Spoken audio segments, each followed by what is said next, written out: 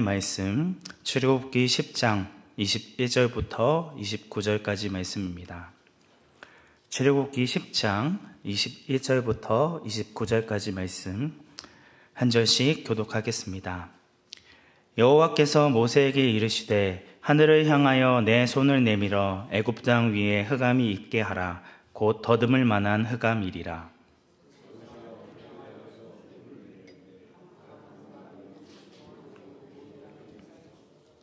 그동안은 사람들이 서로 볼 수 없으며 자기 처소에서 일어나는 자가 없으되 온 이스라엘 자손들이 거주하는 곳에는 빛이 있었더라.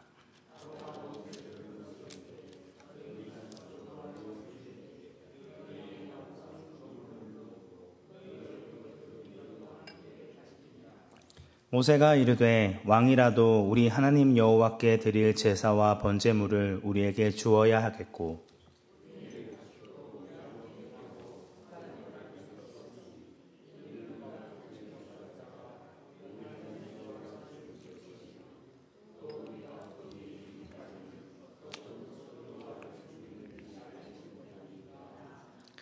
여호와께서 바로의 마음을 완악하게 하셨으므로 그들 보내기를 기뻐하지 아니하고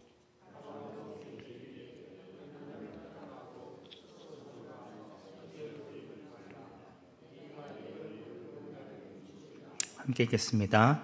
모세가 이르되 당신이 말씀하신 대로 내가 다시는 당신의 얼굴을 보지 아니하리이다. 아멘. 오늘 본문의 말씀은 여전히 마음의 완악함이 있는 바로와 애굽에게 내리시는 하나님의 9번째 재앙입니다. 이번 재앙은 3번째와 6번째 재앙과 마찬가지로 아무런 경고 없이 진행되어집니다. 21절 말씀에서 하나님께서는 모세에게 하늘을 향하여 손을 내밀어 흑암을 일으키라고 명령하십니다. 이때 일어나게 될 흑암을 더듬을 만한 흑암이라고 표현합니다. 어둠이 너무 심해 손으로 사물을 더듬거리며 다녀야 할 정도의 어둠이 찾아오게 될 것임을 예고하고 있습니다. 하나님의 명령대로 모세가 하늘을 향하여 손을 들자 3일 동안 애굽의 온 땅에 캄캄한 흑암이 임하게 되어집니다. 21절의 예고대로 사람들은 서로를 알아보지 못하게 되고 또 제자리에서 발을 뗄 수도 없었습니다. 재앙이 진행된 3일간의 기간은 모세가 이스라엘 백성들을 이끌고 3일을 가서 여호와께 예배를 드리겠다라고 말했던 것을 떠올리게 만듭니다. 어떤 사람들은 이 재앙을 초여름 애굽에서 흔히 발생하는 남동풍의 자연적인 현상으로 보기도 합니다. 사막에서 불어오는 모래 폭풍이 하늘에 가득하여 며칠 동안 주변이 어두워지는 일시적인 현상이라고 주장을 하죠. 하지만 흑암 재앙은 단순한 자연 현상이 아니었습니다. 단순히 생명의 근원이 되는 태양빛이 차단된 것 이상의 상징적인 의미가 담겨져 있다는 것입니다. 재앙이 뒤로 갈수록 점점 심판의 강도가 강하여지고 파괴력이 더욱 있게 된다는 것을 알고 있는데 언뜻 봐서는 9번째 재앙은 그렇게 대단해 보이지 않습니다. 오히려 이전의 재앙이었던 서 있는 농작물들을 모두 쓰러뜨리고 상하게 만드는 7번째 우박 재앙과 그나마 상하지 않았던 밀과 쌀 보리까지도 모조리 삼켜버린 8번째 메뚜기 재앙이 훨씬 더 위협적이고 무서워 보입니다. 그래서 상대적으로 좀 수월하게 여겨질 그런 재앙이 아닐까라고 쉽게 생각할 수 있는데요.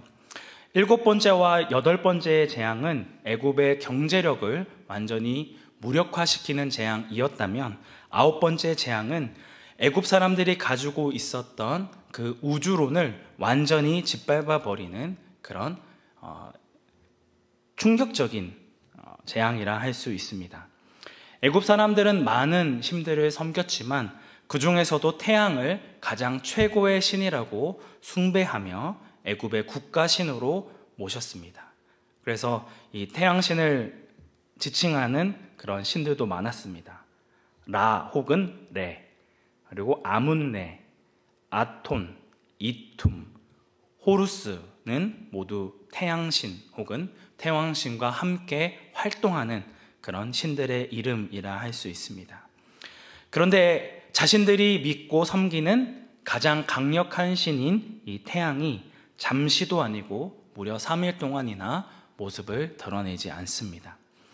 이 재앙은 애굽인에게는 너무나도 충격적이고 납득하기 힘든 사건이었다는 것을 이야기하고 있는 것이죠.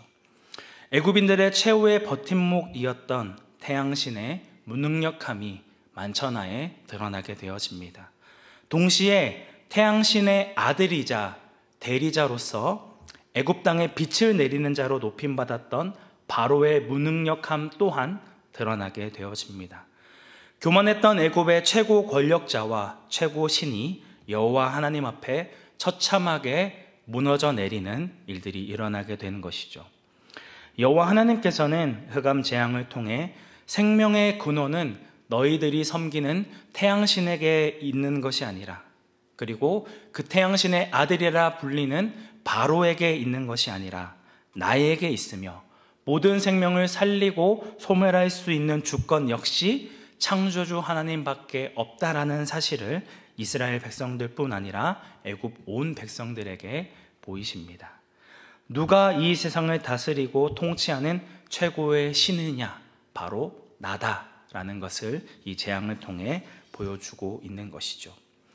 두로움에 사로잡힌 태양신의 아들이자 대리자인 바로는 급히 모세를 다시 불러드립니다. 그리고 너희는 가서 여호와를 섬기되 너희의 양과 소는 머물러 두고 다녀오라고 이야기합니다. 마지막이 될 바로의 세 번째 협상안이자 바로가 생각하는 최대한의 양보가 담겨 있는 그런 안이라 할 수 있습니다. 그럼 왜 가축은 남기고 사람만 다녀오라고 이야기하고 있는 것일까요? 이스라엘 백성들이 애굽으로 되돌아오도록 만드는 최소한의 안전장치입니다. 가축이 없으면 광야에 오래 머물 수 없기 때문에 잠깐만 나갔다가 다시 애굽으로 돌아오라는 그런 의미가 있죠. 그런데 이것보다 더 현실적인 이유가 있습니다.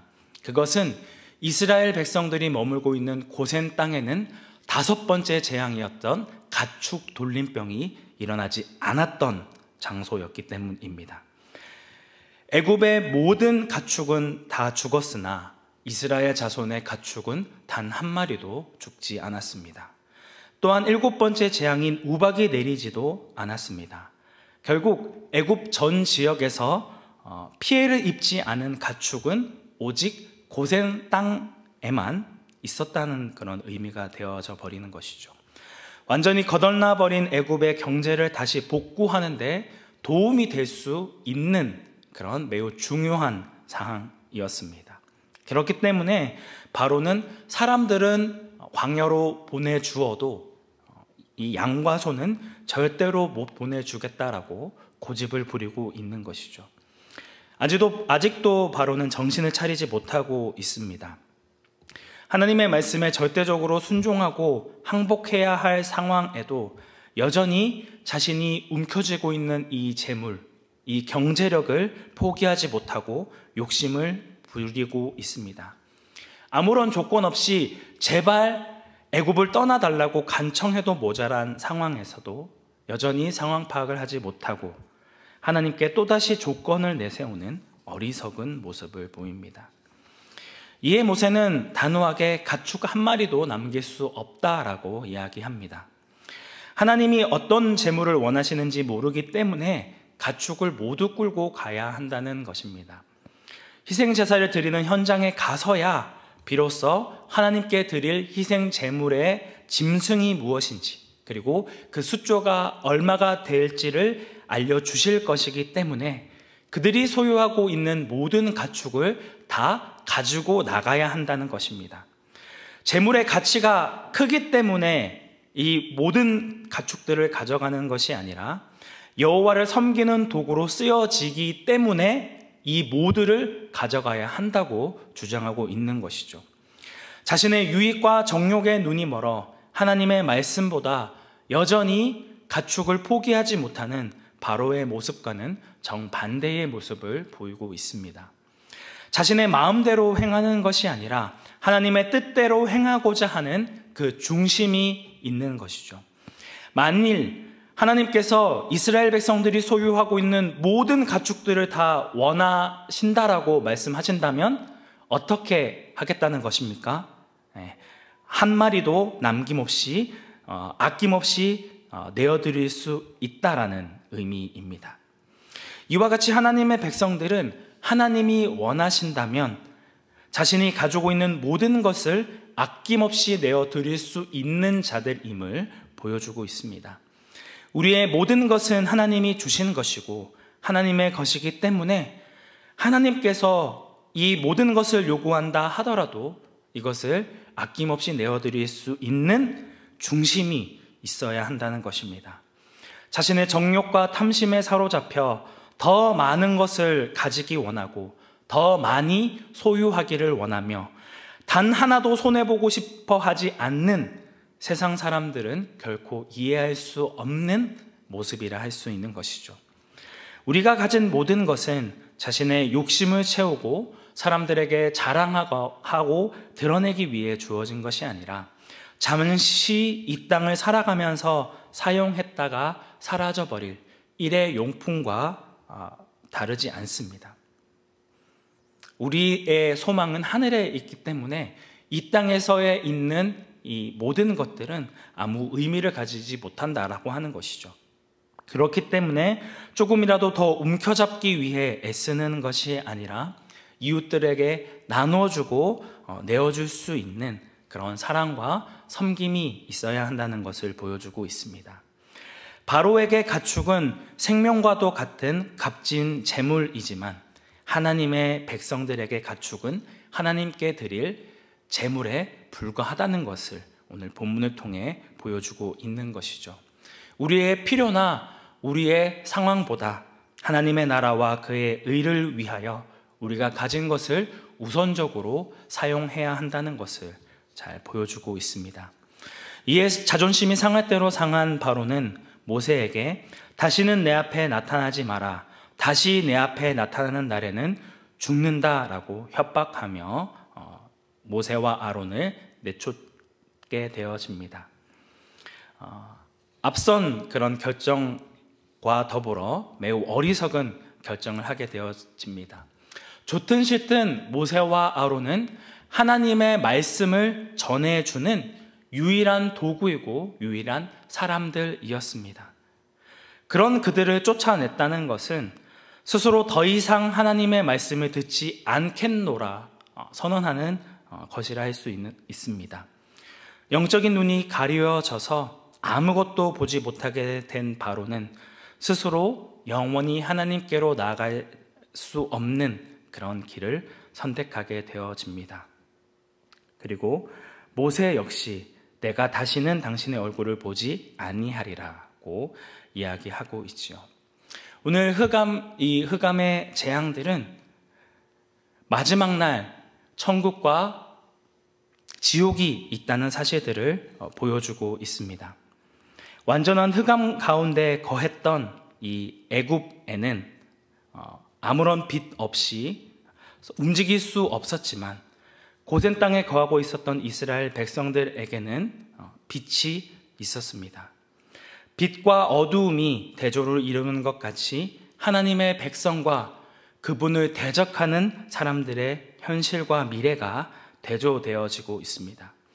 지금 애굽 사람들에게는 아무런 소망이 없어집니다. 자신의 최후의 보루라 여겼던 태양신마저도 그들의 간절한 기도와 그들의 반응에도 어떠한 반응을 보이지 않죠. 하지만 노예로 고달픈 나날을 보이고 있었던 이스라엘 백성들은 머지않아 구원의 빛을 누리고 애굽을 떠나게 되어지는 일들이 일어나게 될 것을 보여주고 있습니다. 마지막 날 있게 되어질 천국과 지옥 역시 마찬가지입니다. 오늘날 우리에게도 적용되어지는 말씀이라 할 수 있죠.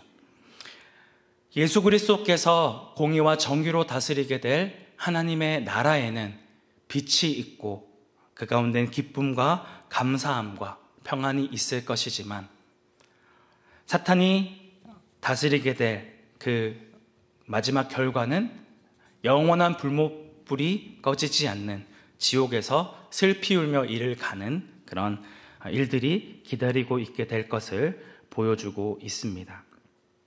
사랑하는 성도 여러분, 결국 이 천국과 지옥, 이 중간에 회색 지대는 없습니다. 하나님을 섬기고 하나님의 말씀을 따라 이 영적인 나그네의 삶을 마치고 주님 앞에 나아갈 것인가, 아니면 내 정욕과 내 탐심대로 이 세상의 것들을 포기하지 못하고 움켜잡다가 결국 허망한 죽음을 경험하게 될 것인가, 이 두 가지의 선택지밖에는 없다는 것을 보여주고 있는 것이죠. 사랑하는 성도 여러분, 오늘 우리는 어떻게 살아가고 계십니까? 나에게 주어진 모든 것이 내 것인 줄 알고 내 마음대로, 내 뜻대로 사용하고 계십니까? 아니면 나에게 주어진 모든 것이 하나님께서 주신 것이며 하나님께로부터 나온 것임을 믿음으로 우리에게 주어진 모든 것들을 온전히 하나님 앞에 내어드릴 수 있는 그런 삶을 살아가고 계신지요? 이 땅에 많은 사람들이 하나님의 말씀을 무시하고 외면하지만 오직 하나님의 말씀만을 붙들고 온전히 하나님께서 기뻐하시는 그런 삶을 살아가는 온사랑교회 성도님들이 되시기를 주님의 이름으로 축복합니다. 함께 기도하겠습니다. 은혜가 충만하신 하나님 아버지, 결국 이 세상에서의 짧은 나그네 인생을 마친 이후에는 하나님이 다스리시고 통치하시는 하나님의 나라에 들어가든지, 아니면 영원한 불못으로 고통받는 지옥에 거하게 되든지 둘 중 하나밖에 없습니다. 주님, 우리가 온전히 이 세상을 살아가는 동안 내 뜻과 내 정욕에 사로잡혀 바로와 같이 완악한 마음으로 하나님의 말씀을 거부하고 하나님의 말씀을 무시하는 자가 아니라 늘 하나님의 말씀을 두렵고 떨림으로 그 말씀을 이루며 하나님의 말씀대로 살아가며 순종하는 거룩한 백성이 되어지기 원합니다. 구별된 삶을 살아가기 원합니다. 오늘 하루의 삶도 붙들어 주시고 은혜 더하여 주셔서 온전히 하나님의 백성으로 구별된 삶을 살아가는 오늘 하루의 삶 되어질 수 있도록 인도하여 주시고 함께하여 주옵소서. 우리의 유일한 구원자 되시는 예수님의 이름으로 기도드립니다. 아멘.